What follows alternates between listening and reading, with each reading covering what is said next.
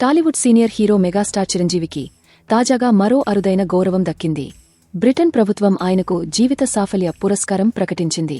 4 దశాబ్దాలకు పైగా సినీ రంగానికి చిరంజీవి అందిస్తున్న సేవలకు గుర్తింపుగా ఈ అవార్డు అందించనున్నట్లు తెలిపింది.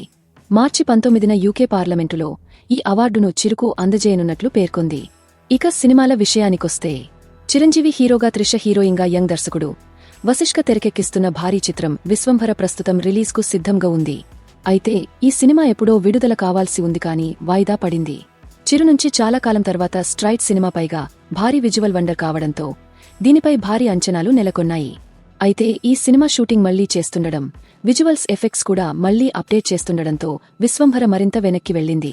అయితే ఈ మే 9న కొత్త డేట్గా సినిమా రావచ్చని వినిపించింది. కానీ ఇప్పుడు లేటెస్ట్గా ఈ డేట్ని మెగాస్టార్ తమ్ముడు పవర్ స్టార్ పవన్ కళ్యాణ్ నటించిన హరిహర వీరమల్లు అధికారికంగా అనౌన్స్ చేసింది.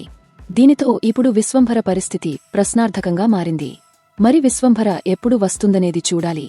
ఇక ఈ 2 సినిమాలకి ఎంఎం కీరవాణియే సంగీతం అందిస్తున్నారు. తాజా సమాచారం కోసం లైక్ చేయండి, ఛానల్ను సబ్స్క్రైబ్ చేయండి.